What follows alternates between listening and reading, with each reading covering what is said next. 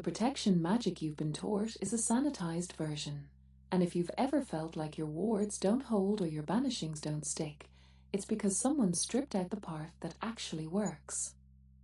Modern protection magic is obsessed with harm none, which sounds noble until you realize that effective warding was never about being nice. It was about being explicitly, undeniably threatening. Ancient wards weren't passive shields you refreshed every full moon. They were curses waiting to activate. Cross this threshold, suffer consequences. That's how they functioned.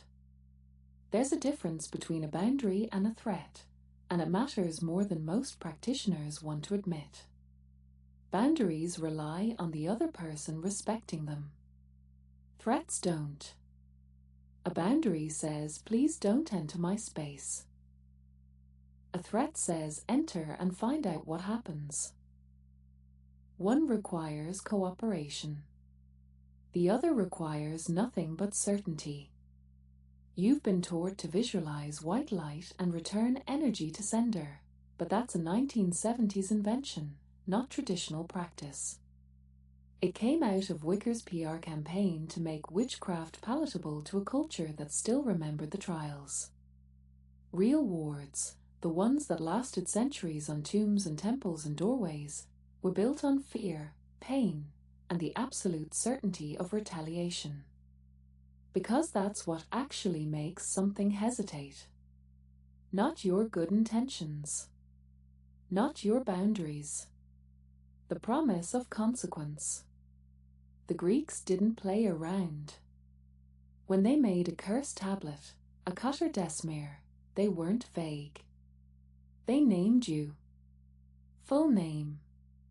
Sometimes your mother's name too, just to make sure the underworld gods knew exactly who to target.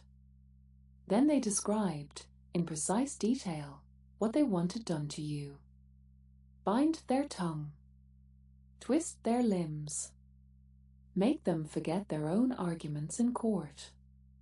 They'd scratch these words into lead, fold it up, and bury it in a grave or throw it down a well.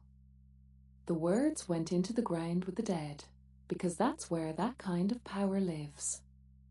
And those Gorgon faces you see everywhere in ancient Greece? The Gorgonian, Medusa's severed head with her mouth open, fangs out, tongue hanging. That wasn't decorative. It was a psychological weapon. You put that above your door because it triggered something primal. It said, turn back, or face what you fear most. It worked because it didn't ask nicely. The evil eye wasn't superstition either. It was a working model. Envy is a frequency. Attention carries weight. Malice can attach. They knew that. So they wore amulets that depicted violence, God's midsmite, demons devouring enemies, Medusa's head still dripping. The magic worked because it matched the threat. It didn't deny the darkness. It became the bigger darkness. And that's the part we forgot. Modern witchcraft treats binding like a last resort you apologize for. Like you need permission to protect yourself. Historically, it was standard practice. The Roman defixiones didn't ask nicely. They commanded spirits to restrain, silence, and immobilize specific people by name. They bound tongues, bound hands, bound the ability to move against them. This wasn't fringe, this was Tuesday. Binding someone's ability to harm you isn't unethical. Letting them continue because you're afraid of being the bad guy? That's what's unethical. The guilt around binding doesn't come from magical tradition. It comes from a culture that wants you to endure abuse quietly. That rewards you for being nice while someone tears you apart. That tells you defending yourself makes you just as bad as your attacker. It's gaslighting dressed up as spiritual bypassing. A binding that works doesn't feel peaceful. It doesn't feel like light and love and everyone holding hands. It feels like a lock snapping shut. Cold. Final. Irreversible. And that's the point. You're not sending healing energy. You're stopping someone in their tracks. If that makes you uncomfortable, good. It should. This is the edge where protection becomes real. Here's what nobody wants to say out loud. You can't banish something by asking it to leave. You have to make staying unbearable. Traditional banishing wasn't polite. It wasn't gentle. They used blood, iron, fire, and language so harsh it would make modern practitioners deeply uncomfortable. Because banishing isn't negotiation, it's eviction. An eviction requires force. Take the lesser banishing ritual of the pentagram. People treat it like it's effective because it's high magic, because it's ceremonial and structured. That's not why it works. It works because it's commanding. You're not requesting. You're not inviting cooperation. You're declaring dominion over the space, and everything in it either submits or leaves. That's the mechanic. Spirits, stagnant energy, people who drain you, nothing leaves unless the cost of staying exceeds the benefit of lingering. You have to tip that scale. And most banishing fails because the person doing it is apologetic. They're uncertain. They're worried about being rude to forces that are actively harming them. But the work requires certainty. Bone-deep certainty that you have the right to expel what doesn't belong. Without that, you're just making noise. The ritual becomes theater. And whatever you're trying to banish knows it. Here's the part modern practitioners don't want to hear. Effective protection magic costs something. Always has.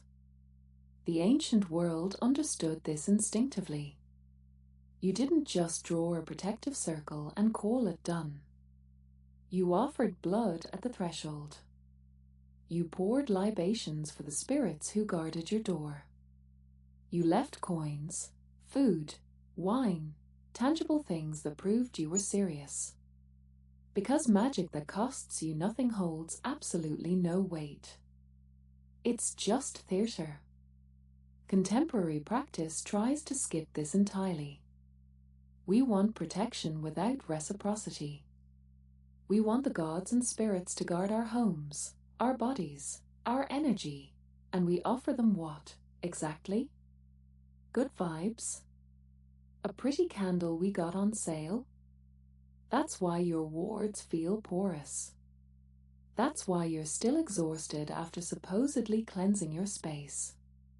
You're asking for protection from forces that don't work for free, and you're showing up empty-handed. Now, you don't have to sacrifice animals.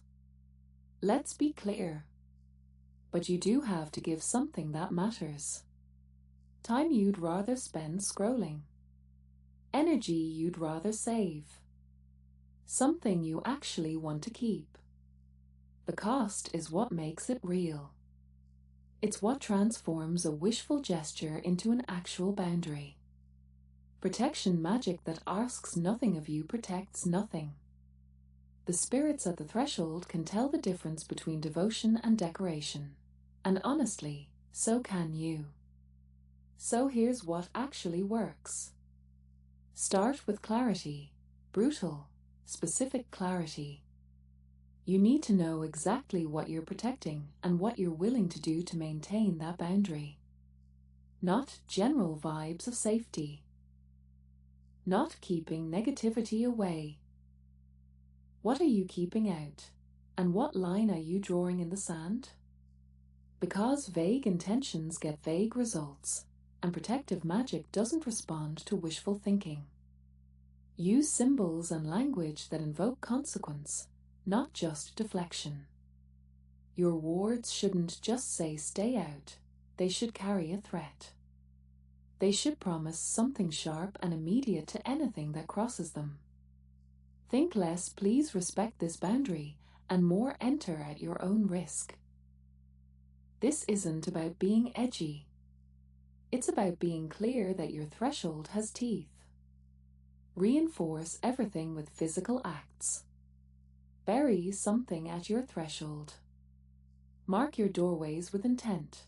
Oil, ash, blood if that's your practice. Feed the working regularly. Protection magic isn't set it and forget it.